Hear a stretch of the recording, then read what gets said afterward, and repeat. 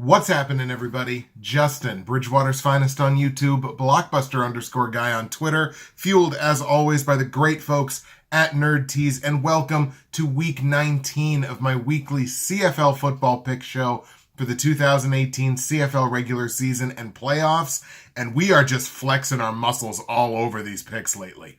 I went 3-1 across the board in the CFL last week. 3-1 straight up, 3-1 against the spread, 3-1 on the over-under. So straight up, we're 45-24 this season. That is 65%.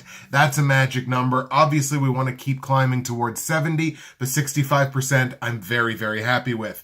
Against the spread, we're 38-31. That has us up to 55% against the spread. I remember hearing somewhere that 55% ATS is like this magic profitable number. I could be totally wrong about that. On the over-under, we're 36-31 with the two pushes this season, which has us 52% plus the two pushes.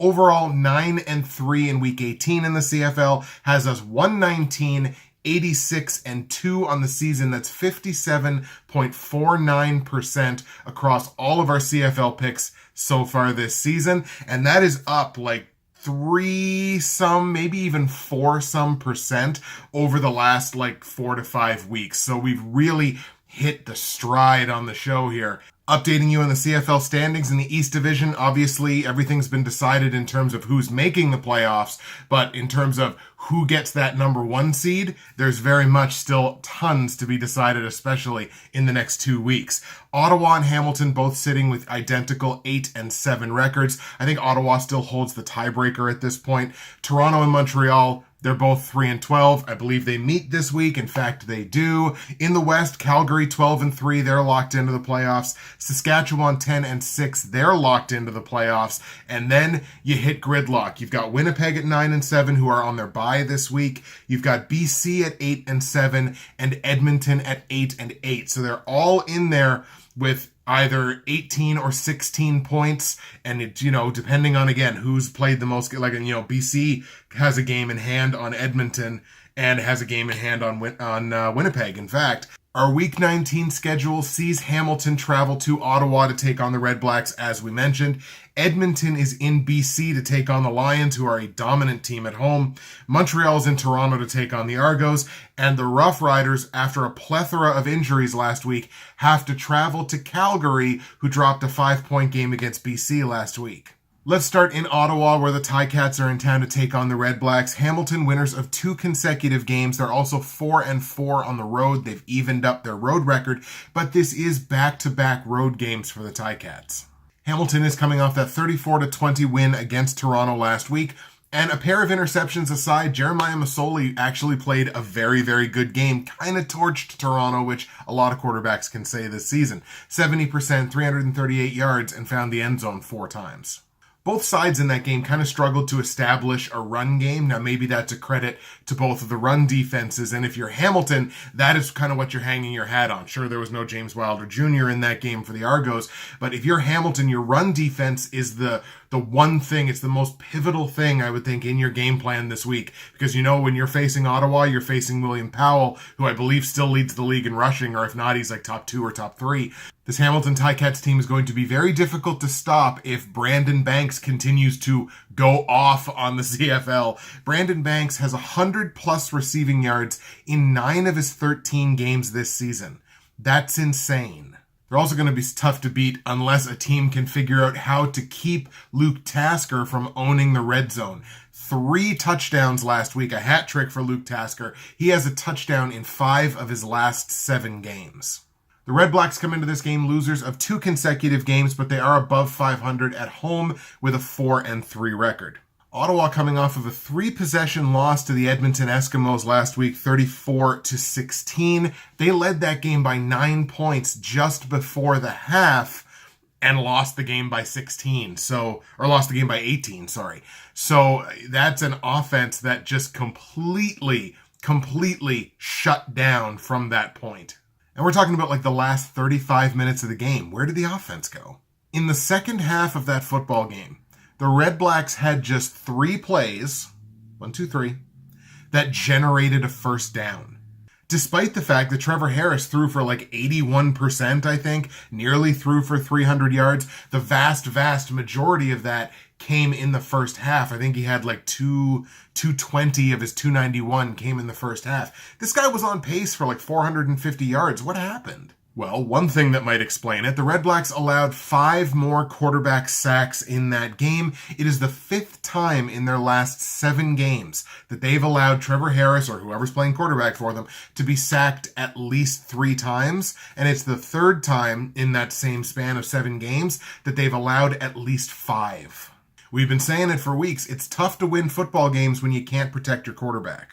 The back-to-back road games are obviously a big concern here if you're on the Ticats, but Hamilton's putting up 30 points a game on the road this season. Their offense plays much better on the road than they do at home for whatever reason, and this has to be a Ticats team that can smell this division. You gotta think about this. A few weeks ago, Ottawa had a 2-game cushion in this division. It probably didn't feel like they had it wrapped up, but had to be feeling pretty good. Now all of a sudden, boom, Hamilton's right there with them. I feel like this is one of those situations where Hamilton's playing to win and Ottawa's playing not to lose. Again, it goes against my better judgment to pick a team that's on back-to-back road games, but I'm going to go with Hamilton here. I think Hamilton's hungrier. I think Ottawa's playing scared. I think they played scared last week. I think they're playing scared this week. So I'm going to take Hamilton in this one. It's a bit of an upset. And the reason that I say it's kind of an upset, but not really, is this game is a pick'em against the spread. Hamilton, obviously, I'm going to take them. I like Hamilton to win, so we're going to take Hamilton as a pick'em. Total in the game is 54.5 points. The two teams are 14 and 16 on the over-under this season, so that's only like a very slight lean to the under if you want to look at it that way.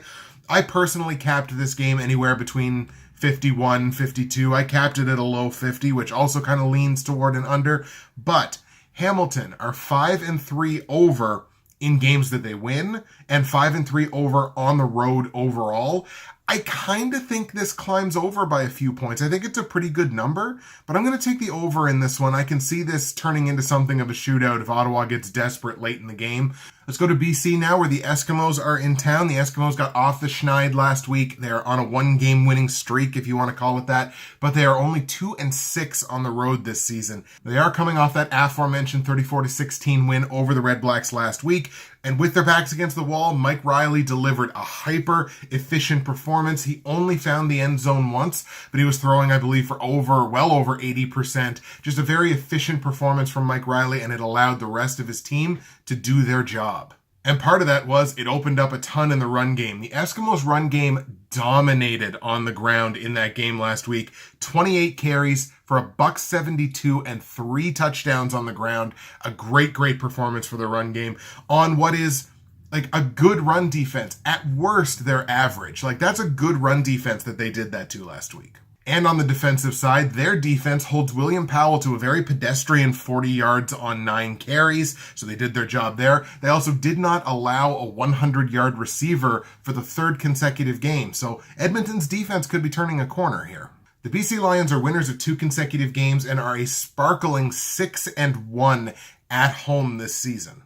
Lions coming off a 5-point win against Calgary in Calgary, 26-21. 2 blank quarters on defense. I believe it was the first and the fourth. They put up 20 points in the first half. It was enough to ride it out, ride the defense, focus on the defense, get a huge win on the road against the best team in the league.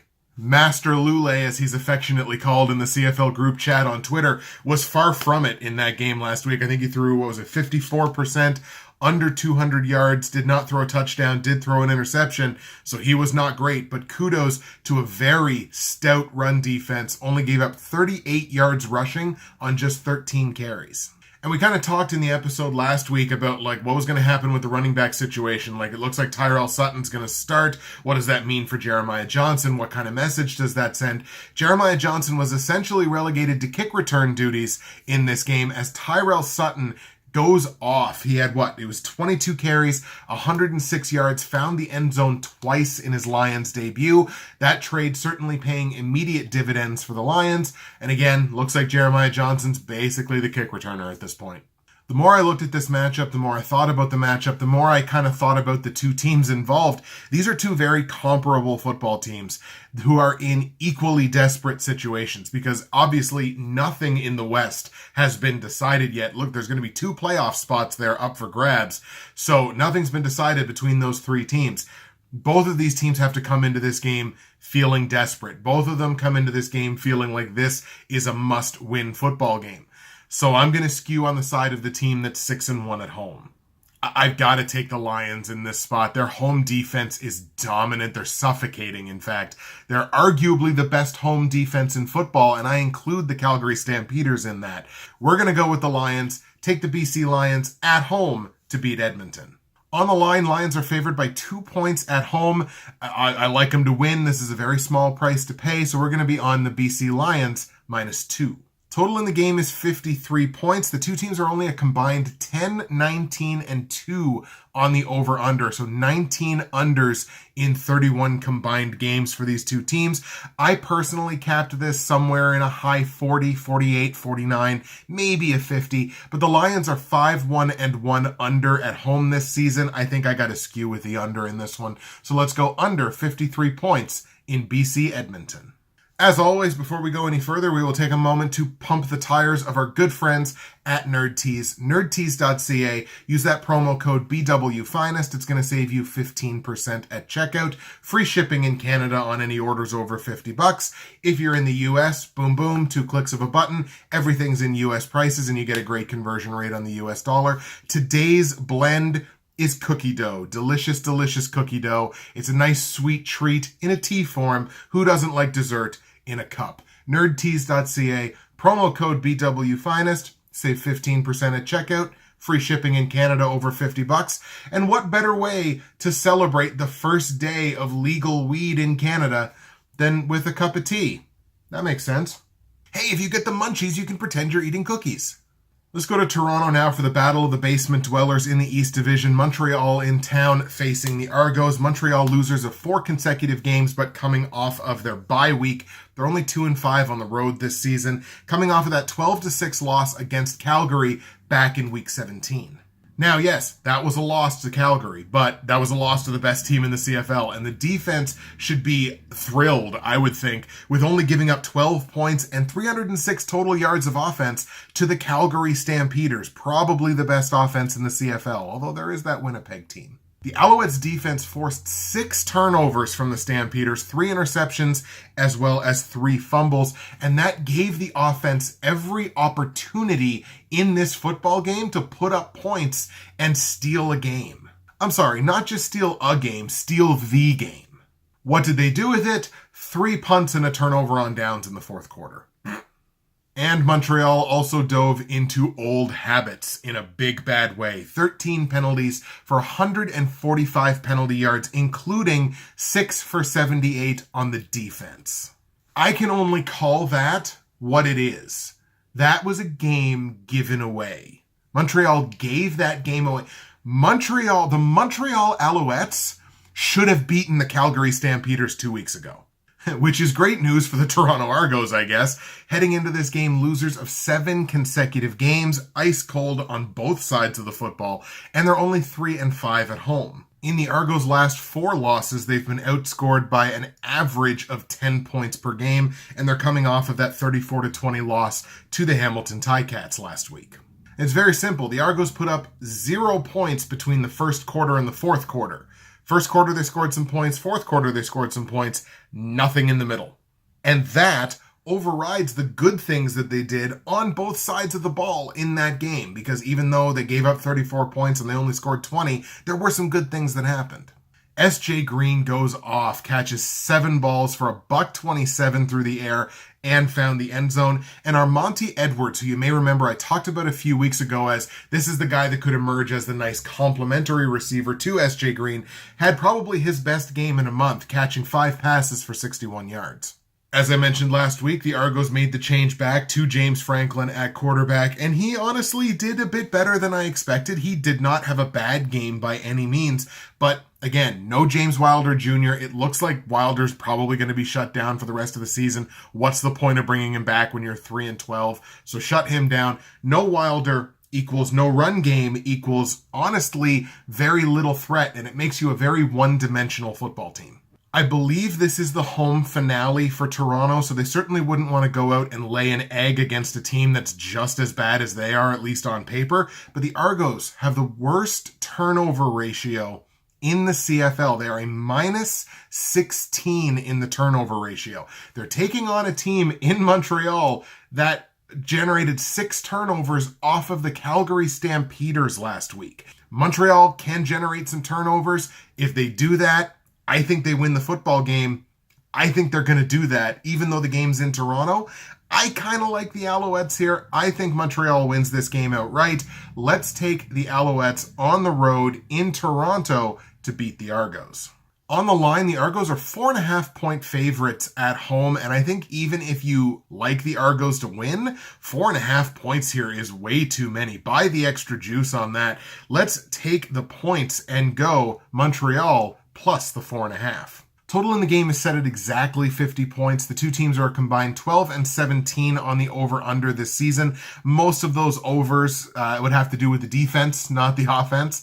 Well, they've had a couple of decent offensive games on each side, but the defenses seem to be playing better than they have been, relative certainly to the beginning of the season. I personally capped this game right at 50, so to me, this is an absolutely perfect number. Montreal, however, in their 3 wins, are 3-0 on the under. So since I like Montreal to win, I'm going to go under on this total. Let's go under 50 points in Montreal-Toronto. And the last game of the week sees a suddenly beaten up Saskatchewan Roughriders team travel to Calgary to face the Stampeders, who, they lost a game at home last week. Riders also lost last week, so both of these teams coming into this game off of losses. Riders have a pretty respectable road record this season at 5-3, but it is back-to-back road games for them. So, another reason to go, the Riders got shut out last week to the tune of 31-0 by the Winnipeg Blue Bombers. I mean, what more needs to be said about a game where you scored 0 points and gave up 31? I will say this, the Roughriders became the only team in the CFL this season to be shut out. They're the first one, including the preseason. No other team had been shut out. There's all kinds of ways to score points in this league, and a rouge even seemed impossible for the Riders last week. And for a loss like that, blame has to go all the way around. The pass game was bad, the run game was bad, the defense was average at best, and they gave up 31 points. So, you certainly can't blame Zach Collaros, although he got the hook at one point in that game and Brandon Bridge came in to be mediocre all over the place. So, a lot of the blame is going on Collaros. That was a whole team blame on that one. Look at the Stamps. Again, lost last week, but they're still 7-1 at home. They've had a very, very good season on their own home field, but they are coming off that 26-21 loss against the Lions last week. The Stampeders did capitalize off of the opportunities that they were given. They scored 14 points off of a pair of turnovers. I think one was a fumble and one was Lule's interception. They turned those turnovers into 14 points. So they were opportunistic. They just couldn't finish the job. And I'm not going to make any fans talking about Calgary the way I'm about to talk about Calgary. So buckle up. Calgary was uncharacteristically undisciplined in that football game. They took 9 penalties for 101 total penalty yards. Do you know what that says to me? That says to me that the BC Lions drug the Stampeders into deep water, and the Stamps didn't like it, and they didn't know how to handle it. Look, I have very little right to sit here and criticize the best team in the CFL, but very clearly, they went into that game thinking, well, we're at home. BC's been terrible on the road this year. We probably 80%. Give it 80% today. We're already locked in. What does it matter? And BC came out and punched him in the mouth. BC was like a wrestler against a boxer. They just grabbed him, drug him down, and Calgary had no idea what to do. Had BC not had those 2 turnovers, this could have been an absolute blowout for the Lions. And the last thing that I have to say is about Bo Levi-Mitchell. Bo Levi-Mitchell is a good quarterback. Bo Levi-Mitchell is not the most outstanding player. Bo Levi-Mitchell is overrated. How many times have I come on here and said Bo Levi Mitchell threw for less than 60%. Bo Levi Mitchell threw for less than 55%. Bo Levi Mitchell threw for less than 50%. Bo Levi Mitchell threw a couple of interceptions today. How many times have I come on here and said that? I think I need a second hand to count them. Bo Levi Mitchell has certain games where he is hyper efficient and throws 4 touchdowns, and it makes his overall numbers look a lot better. But here's the overall numbers for you. He's barely scratching 60% on his completion percentage for the season, and that includes those really good games. Yeah, he's going to set a career high in touchdowns this season. I think he only needs 2 more to do that. He'll probably get that in this game. But he's also going to he's already tied his career high in interceptions. He's thrown 13. Bo Levi Mitchell has thrown interceptions in 4 of the last 5 games, and in that 5-game span has thrown 8 interceptions overall. Bo Levi Mitchell should not be in the conversation for most outstanding player. He's got the touchdowns, yes. He's got the yardage, yes. But the completion percentage is not there. The efficiency overall on the whole season is not there. And maybe part of that is he's thrown like at least 550 passes, or he's going to, for like 4 straight seasons. His arm may very well be gunned, because you shouldn't be throwing that many passes, even in the CFL, over that long a span of time. Bo Levi Mitchell is not a bad quarterback, but Bo Levi Mitchell is overrated. Don't at me. In saying all that, Calgary wins the game. Calgary's going to look at their schedule for the rest of the season and realize they got a pair of really tough road games down the stretch to end the season. They got to go to Winnipeg, and they got to go to BC, who, as we mentioned, are 6-1 with a dominant defense at home. The Stamps are feeling pressure. They have to be feeling pressure for the first time in forever. If they lose this game this week, all of a sudden, Saski's only 1 game back. They lost to an injured team. They're only 1 game back, and Calgary's got a pair of tough road games down the stretch to finish the year. It'll be interesting to see how they rise to it. Just so many injuries on Saski's side. So we're going to take Calgary in this one at home to beat the Riders. On the line, Calgary is favored by 8.5 points at home, which seems like a big number, but I'm actually going to take it because 3 of the 4 times that Calgary has been favored by more than a touchdown up to a favorite of exactly 10 points, they've won 3 of those 4 games against the spread. So I think I'm going to take that because, again, I don't know what we're going to get from Saski, especially on the defensive side. The offense scored 0 points last week, so I think I'm going to take that number. It's under double digits. Let's go Calgary minus the 8.5 points. Total in the game is 49.5 points. 2 teams are combined 15 and 16 over under, so not a strong lean one way or the other. I personally capped the game somewhere around 46, 47, a mid to high 40. And Calgary's gone under in their last 4 games at home, including the loss last week. So let's stick with the under on it. Let's go under 49.5 points in Calgary, Saskatchewan. All right, folks, those are your CFL picks for Week 19 in Canadian Football League action. Let's go over the picks here with you one more time. I've got Hamilton on the road in Ottawa beating the REDBLACKS. We're taking Hamilton as a pick'em against the spread in a game that goes over the 54.5 point total. I got the BC Lions at home beating the Edmonton Eskimos. We're going to take BC -2 against the spread in a game that stays under 53 points.